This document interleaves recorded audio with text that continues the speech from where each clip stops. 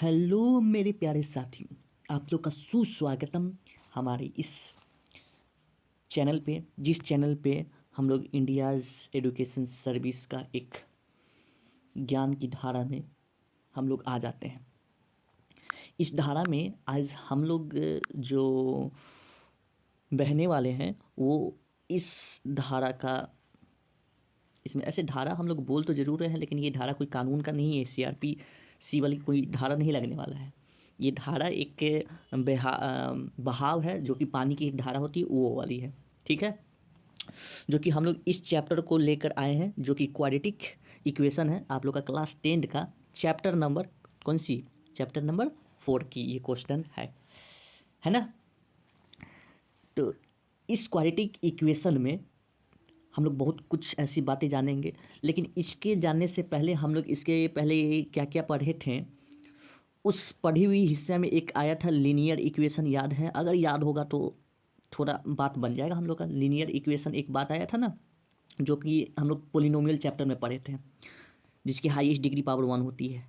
उसके बाद फिर लीनियर पोलिनोमियल के बाद हम लोग इसी में एक पढ़े थे, क्या, क्वाड्रेटिक पोलिनोमियल। याद आ रही है कुछ कुछ बातें? कुछ कुछ तो याद आ रही होगी, क्वाड्रेटिक पोलिनोमियल। बस लेकिन यहाँ पर पोलिनोमियल हटाकर इक्वेशन लगाते जाना है। क्यों? क्योंकि इसमें इक्वेशन आपको मिलेंगे। फिर आप लोग को क्यूबिक पोलिनोमियल देखने पढ़ने के लिए मिला होगा, उसी पोलिनोमियल ही चैप्टर में क्यूबिक पोलिनोमियल, लेकिन यहाँ पे पोलिनोमियल नहीं लगाना है, क्या लगाना है? इक्वेशन। ठीक है, तो हम लोग को इसमें स्पेशल जिस चैप्टर की, जिस टॉपिक की बात करना है वो ये है, क्वाड्रेटिक इक्वेशन के बारे में बात करना है। ठीक है, तो दिल थाम के बैठ जाए। ठीक है, गलती से भुला जाता है बार बार, तो दिल थाम के बैठ जाए और हम लोग स्टार्ट करते हैं किस चैप्टर की, जो कि हम लोग का चैप्टर 4 है, quadratic equation. Okay, let's move. ये रहा हम लोगों का 4th चैप्टर की पहली बातें, जो कि क्लास 10th का है। जो इसमें सबसे पहले जो क्वेश्चन और प्रश्न उठता है वो इक्वेशन का उठना चाहिए। इक्वेशन क्या है? इक्वेशन उस चीज़ को बोलते हैं हम लोग जब हम लोगों का LHS और RHS, ये LHS RHS है, क्या थोड़ा फुल फॉर्म में बताइए। तो LHS का मतलब होता है left hand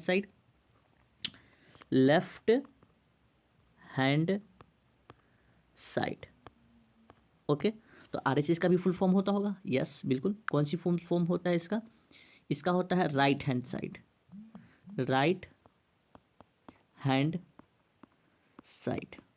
any problem? No. ये दोनों जो साइड है, अगर एक दूसरे के तराजू इक्वल हो जाते हैं, यानी कि पहला पल्ला और दूसरा पल्ला एक दूसरे के अगर बराबर हो, पलरा, ठीक है, तब ये एक दूसरे से इक्वेशन बनता हुआ नजर आएगा। ओके, ये इक्वेशन हुआ तब जब हम लोग का LHS RHS क्या हो, एक दूसरे के बराबर हो, तो इक्वेशन बनते हुए नजर आता है। लेकिन इसमें बात जो करनी है वो कौन सी इक्वेशन का? क्वाड्रेटिक इक्वेशन का। और क्वाड्रेटिक जब भी नाम आ रहा है तो इसमें क्वाड यानी कि वैसी जिसकी हाईएस्ट डिग्री पावर क्या हो, 2 हो। हाईएस्ट डिग्री पावर क्या हो, 2 हो। तो इसकी थोड़ा बात कर लेते हैं। तो इसमें कुछ मिल रहा है, a quadratic equation in one variable is an equation of the form, यानी कि क्वाड्रेटिक इक्वेशन उसी फॉर्म को कहा जाएगा जो इस तरीके में, चाहे इस रूप में हो। यही रूप क्यों?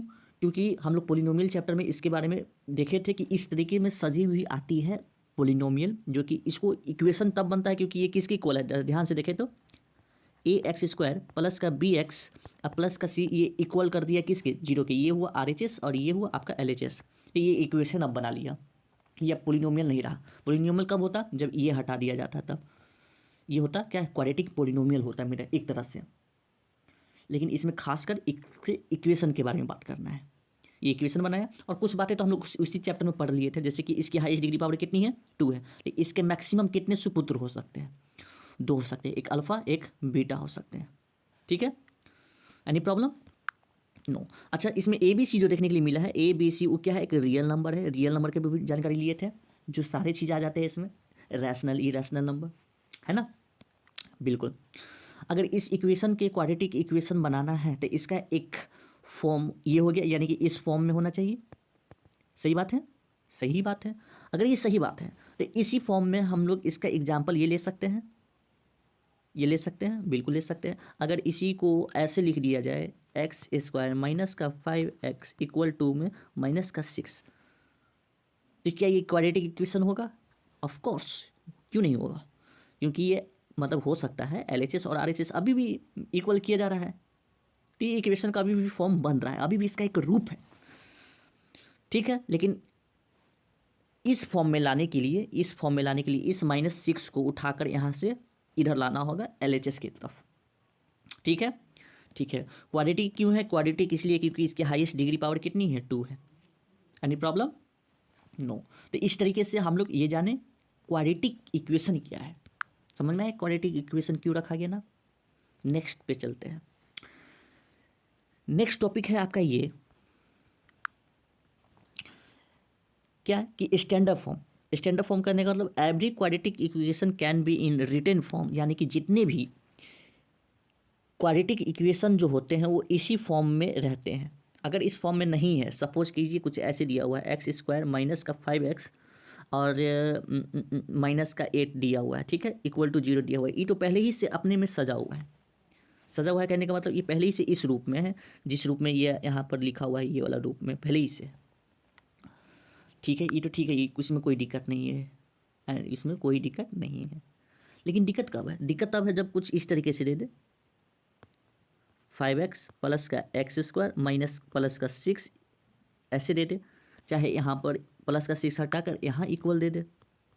तो इसको हम लोग इसको इस फॉर्म में ऐसे लिखेंगे एक्स स्क्वायर प्लस का 5x माइनस का 6 इक्वल टू 0, इस फॉर्म में लेके आएंगे। इसका ये रियल का रूप इस तरीके से सजा होना चाहिए, जिसमें सबसे पहले ए एक्स स्क्वायर आएगा, फिर प्लस का बी एक्स वाला आएगा, फिर प्लस का सी वाला आएगा, इक्वल टू में 0 होना चाहिए, है कि नहीं?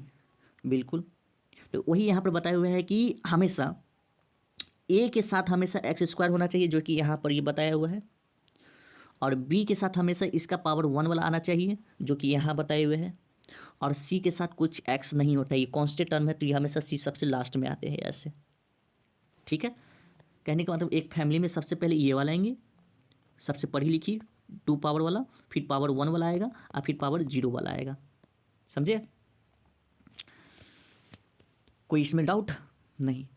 तो अगर इसमें अगर डाउट नहीं है तो ज़रा सपोज कीजिए कि मेरे पास एक पोलिनोमियल नहीं, क्वाड्रेटिक इक्वेशन बना हुआ है, कोई कुछ ऐसे, कुछ इस प्रकार से बना हुआ है क्वाड्रेटिक इक्वेशन। अगर ये क्वाड्रेटिक इक्वेशन है मेरे पास, ऐसा बना हुआ है ना, तो इसको सॉल्व करने का मेरे पास कुछ तरीका होना चाहिए, बिल्कुल होना चाहिए, क्योंकि मुझे पता है कि इसके हाईएस्ट डिग्री जो गए हैं वो कितने गए? 2 गए हैं, तो एक अल्फ़ा निकलेंगे, एक क्या बीटा निकलेंगे, इसके नंबर ऑफ सॉल्यूशन, जिसको हम लोग जीरोस के नाम से भी जाने थे। ओके, तो इसको निकालने का मेरे पास जो मेथड है, वही मेथड आपको यहाँ पर बताया गया है, पहला मेथड, जिसको हम लोग फैक्टराइजेशन मेथड कहेंगे। कौन सी मेथड? फैक्टराइजेशन मेथड, ये वाली मेथड, फैक्टराइजेशन मेथड। कोई दिक्कत, कोई समस्या इसमें नहीं ना? फॉर एग्जांपल में कैसे इसको कैसे किया जाता है तो देखेंगे। मेरे पास दिया हुआ है एक्स स्क्वायर माइनस का 7x प्लस का 10 इक्वल टू में 0 है, ठीक है, ठीक है। सबसे पहले ये किस में होना चाहिए? स्टैंडर्ड फॉर्म में होना चाहिए। स्टैंडर्ड फॉर्म इसका क्या होता है? चाहे ओरिजिनल फॉर्म इसका, या फिर जनरल फॉर्म भी कहते हैं, ये वाली फॉर्म में होना चाहिए, इसी को कहा जाता है। तो क्या किया जाता है, यहाँ पर जो ए होते हैं, ये ए यहाँ पे होता है, यहाँ पर क्या होता है, ये सी होता है। तो सबसे पहले नंबर में, स्टेप नंबर 1 में हम लोग काम करते हैं कि ए को सी से मल्टीप्लाई करते हैं। फिलहाल तो यहाँ पे कुछ नहीं है, तो ए के जगह पे 1 हो जाएगा, सी के जगह पे 10 है तो 10 हो जाएगा। इसका इक्वल टू में क्या हो जाएगा? मल्टीप्लाई करने पर 10 हो गया, बिल्कुल हो गया। अब इसी 10 को इस तरीके से तोड़ना है, इस तरीके से तोड़ना है कि ये जो बीच में जो है, ये जो बंदा है बीच में, ये कौन बंदा है? माइनस का 7 है ना, 7x, उसको आना चाहिए या तो ऐड करने पर या फिर सब्ट्रैक्ट करने पर। तो अगर 10 को तोड़ते हैं तो 10 को तोड़ने पर हम मुझे 2 से लगेगा 5 टाइम्स में, या 5 से लगेगा 1 टाइम्स में, यही लगेगा। एम आई राइट? ओके, बिल्कुल। तो इसका तो जोड़ा तो मिल रहा है। कैसे मिल रहा है? देखिए, अगर ये दोनों को जोड़ेंगे 5 और 2 7 हो जाता है। अगर 5 to 7 हो जाता है, बिल्कुल हो जाता है, तो कैसे कैसे कैसे किया जाएगा, कैसे किया जाएगा, कैसे किया जाएगा, बात सही है। यहाँ पर माइनस में लगा हुआ है तो माइनस में चाहिए, मुझे पता है कि माइनस माइनस क्या होता है, प्लस। अगर ये माइनस में चाहिए तो ये दोनों को माइनस में रखना होगा। तो बीच वाले को टर्म में जो 7x चाहिए उसको हम लोग कुछ इस तरीके से लिखेंगे, 2 लिखेंगे, 5 लिखेंगे, दोनों माइनस में चाहिए इसलिए माइनस लगाएं। इसके साथ x चाहिए तो x भी लिख दिए। बस बस ज़्यादा कुछ नहीं करना रहता है, हो गया काम खत्म। स्टार्टिंग का x² रहने दिए, बीच वाले टर्म को कैसे लिखना होगा, इस तरीके में जैसे अभी इसको तोड़े वैसे लिखना है। तो पहले क्या डालें, पहले क्या डाला जाएगा, माइनस का 5x, फिर आ जाएगा माइनस का 2x और फिर प्लस का क्या हो जाएगा 10, क्योंकि बीच वाले को 5x और 2x में लिखे हैं, इक्वल टू में 0। इस दोनों में कॉमन क्या आ जाएगा, x माइनस का 5, इस दोनों में कॉमन क्या आ जाएगा, माइनस का 2 कॉमन, ठीक है ना, ठीक है। तो अंदर क्या बचेगा, x माइनस का ये हो जाएगा 5 इक्वल टू में 0। Okay okay, no problem. अब ये देखिए फिर से कॉमन निकल सकता है ये वाली, तो यहाँ से x माइनस का 5 कॉमन निकल गया, तो क्या बचा, फिर x माइनस का 2 बचा इक्वल टू में 0। समझे, समझ तो गए हैं। अब आगे क्या करेंगे, एक बार इसको इक्वल में रखेंगे, x माइनस का 5 इक्वल टू में 0 रख दिए, एक बार इसको रखेंगे x माइनस का 2 इक्वल टू में 0। तो यहाँ से x निकल के देगा 5, यहाँ से x निकल के देगा 2, इसी को बोला जाएगा फैक्टराइजेशन मेथड। समझ में आया, इसी को कहा जाता है फैक्टराइजेशन मेथड, जो कि यहाँ पे 2 निकल के आए, नंबर ऑफ सोल्यूशन, यही है यही है यही है यही है नंबर ऑफ सोल्यूशन।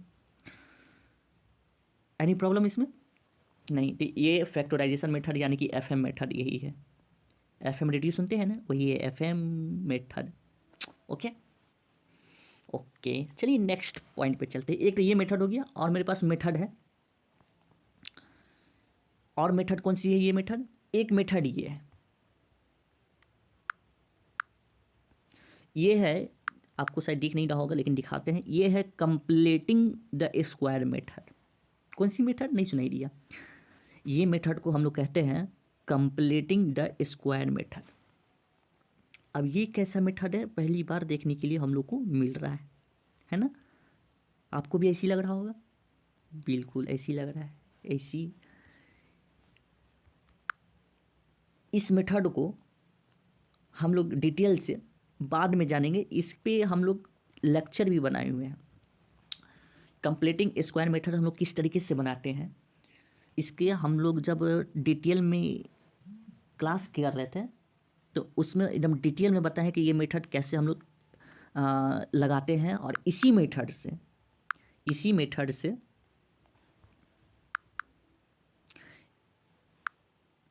हम लोग का एक निकल के आया था ये फॉर्मूला, कौन सी फॉर्मूला,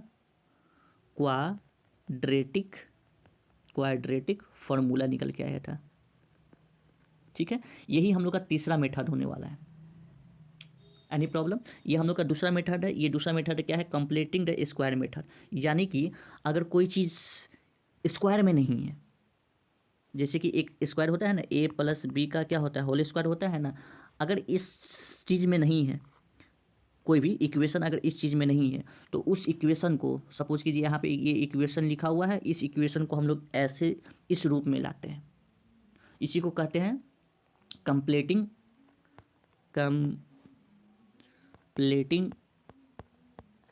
स्क्वायर मेथड, ठीक है। Any problem, no. ये मेथड को किस तरीके से काम करते हैं ये आपको बताया जाएगा, लेकिन हम लोग पहले वो वाली मेथड देख लेते हैं, जो कि इसके आगे C नंबर है। C नंबर क्या है, C नंबर यही है क्वाड्रेटिक फार्मूला मेथड, ठीक है। तो अभी तक हम लोग 3 मेथड जाने इसको सॉल्व करने के लिए, क्वाड्रेटिक इक्वेशन, जैसे कि ये हुआ मेन फार्मूला, स्टैंडर्ड फॉर्म या फिर जनरल फॉर्म। इस जनरल फॉर्म को सॉल्व करने का तरीका हुआ है x इक्वल टू क्या, माइनस का b plus minus root under b square minus का 4ac अपॉन में क्या हो जाएगा 2a हो जाएगा। ठीक है, इसी को हम लोग कहते हैं, क्या कहते हैं, क्वाड्रेटिक फॉर्मूला। ओके ओके,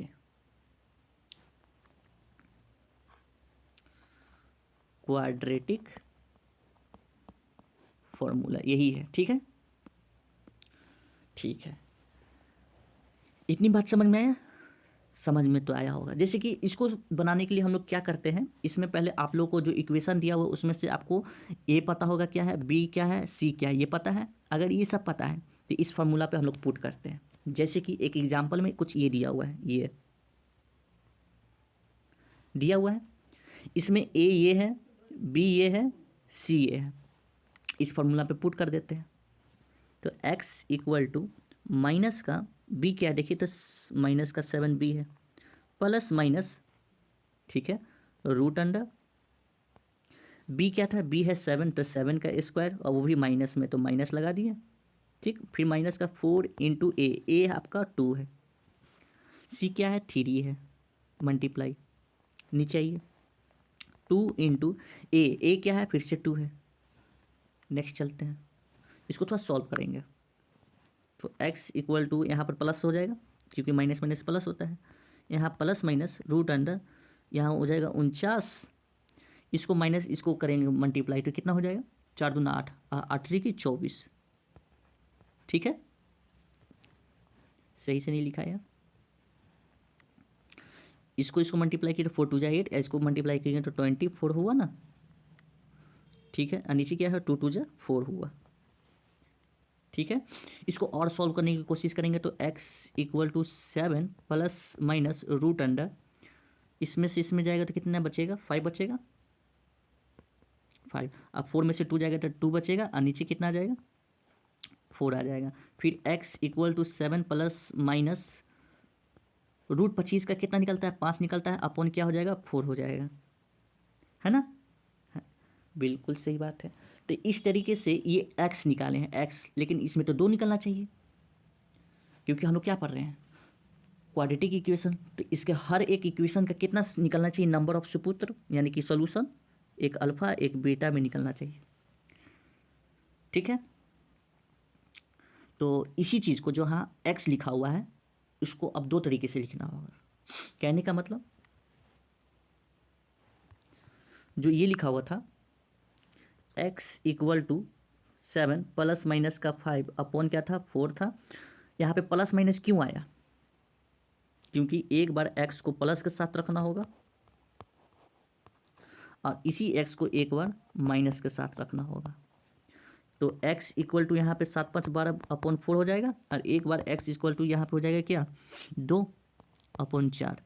तो यहाँ से ये ख़त्म तो x इक्वल टू 3, यहाँ से ये ख़त्म तो x इक्वल टू 1/2। तो यहाँ से ये एक x निकला, एक ये x निकला। समझ में आया? तो इस तरीके से हम लोग कुछ इसमें काम करते हैं। ये होता है क्वाड्रेटिक फार्मूला मेथड। नेक्स्ट पे आते हैं, इसको इरेज करते हैं। अब जैसे कि मेरे पास फार्मूला क्या था, मेरे पास और आपके पास दोनों के पास एक ही फार्मूला है। टोटल 3 मेथड थे, 3 मेथड में से एक फार्मूला जान चुके हैं, फैक्टराइजेशन मेथड यानी कि FM मेथड। एक मेथड था कंप्लीटिंग स्क्वायर मेथड यानी कि SQM method, CS method CSM, ठीक है। और एक मेथड था क्या, क्वाड्रेटिक मेथड यानी कि QF। यही वाले मेथड में हम लोग कुछ इस तरीके से लिखे थे, x इक्वल टू माइनस का b plus minus root under b square minus का 4ac लिखे थे, अपॉन क्या लिखे थे 2a लिखे थे। ठीक है, हाँ बिल्कुल ये बात लिखे थे। तो यहाँ पे ये चीज़ देखिए, ये चीज़ ध्यान को देखिए, ये चीज़ देख रहे हैं, बिल्कुल देख रहे हैं। ये क्या है, ये तो कुछ इस तरीके से है, बी स्क्वायर माइनस का 4ac। ठीक है, इसके अंदर का ये जो सिस्टम है, ये वाला जो पार्ट है, ये वाला पार्ट, ये बहुत ही खास है। क्यों खास है, क्योंकि इसी को बोला जाता है डिस्क्रिमिनांट। क्या बोला गया, नहीं सुनाई दिया, डिस्क्रिमिनांट। फिर से एक बार, डिस्क्रिमिनांट। डिस्क्रिमिनांट क्यों, इसको डिस्क्रिमिनांट क्यों कहा गया? क्योंकि इस क्वाड्रेटिक फार्मूला का ये ऐसा एक अंग है, एक ऐसा इसका पार्ट है, एक ऐसा पुर्जा है, यानी कि ये वाला चीज ऐसा ही एक पुर्जा है जिसमें ये तय करने की क्षमता है कि इसकी जो भी सॉल्यूशन निकलेंगे, दो चीज जिसका दो सॉल्यूशन निकलते हैं ना, एक अल्फा एक बीटा, ये सॉल्यूशन कैसा निकलेगा, इसका सॉल्यूशन निकल भी पाएगा कि नहीं निकल पाएगा, ये तय करता है। कौन तय करता है? बी स्क्वायर माइनस का 4ac, जिसको हम लोग डी से डिनोट करेंगे।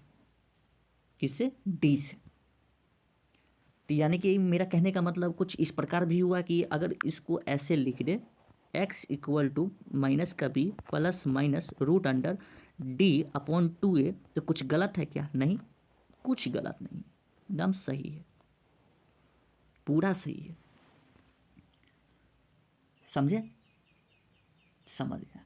लेकिन ये डी के बारे में पूरा बात समझिए, पूरा बात समझिए। कैसे हम तय करेंगे कि ये जो डी है इसका इक्वेशन का सॉल्यूशन निकाल पाएगा कि नहीं निकल पाएगा? ये डी कैसे तय करेगा? तो ये डी तय करेगा कुछ इस तरीके से। देखिए, अगर डी 0 से बड़ा आता है तो इसका जो सॉल्यूशन निकलेगा वो रियल रूट्स निकलेगा। डी किसके आता है? बड़ा, ये आता है, बड़ा आता है। ठीक है, बिल्कुल। डी बड़ा कहने का मतलब समझे? 0 से अगर बड़ा है, 0 से बड़ा यानी कि 2 आया, 4 आया, 6 आया, 8 आया, ये सब आता है, तो इसका रियल निकलेगा, रियल रूट्स निकलेगा, यानी कि रियल नंबर में इसका आंसर आएगा। ये पहली बात हुआ। दूसरी बात, डी अगर 0 के बराबर आता है, डी 0 के बराबर आता है कहने का मतलब अगर डी 0 आ गया यानी कि इसके अंदर 0 आ गया, तब उस समय अल्फ़ा और बीटा दोनों सेम होंगे। कहने का मतलब अल्फ़ा बीटा दोनों सेम होंगे, इक्वल होगा, एक ही होगा। Okay, no problem. फिर अगर जो डी होते हैं वो 0 से अगर छोटा आता है, 0 से क्या होता है? लेस देन होता है, तो उस समय कोई सोल्यूशन नहीं निकल पाएगा। किस समय सोल्यूशन? क्लास 10 के बेसिस पे नहीं निकल पाएगा। क्लास 10 के बेसिस पे जब रूट के अंदर कुछ माइनस में अगर 4 आता है, चाहे माइनस में 25 आता है, कुछ इस तरीके से आता है, तो क्लास 10 के बेसिस पे इसका रूट्स नहीं निकल पाएंगे आप, क्योंकि वो चैप्टर आप नहीं पढ़े हैं। समझे? समझे? तो समझिए, इस डी का इतना बड़ा अहमियत रखता है, ये डी इतना बड़ा वैल्यू है इसका पास। ये कुल 3 चीज़ अपने पास में हमेशा रखता है। क्या? कि अगर डी ग्रेटर देन 0 है जो रियल निकलेगा, डी अगर इक्वल आ गया 0 के तो सेम निकलेगा दोनों अल्फ़ा बीटा। अगर डी लेस देन है 0 से, तब तो इसका अभी संभव नहीं है निकाल पाना। समझे? कोई इसमें समस्या हुआ? नहीं ना हुआ समस्या? नहीं हुआ।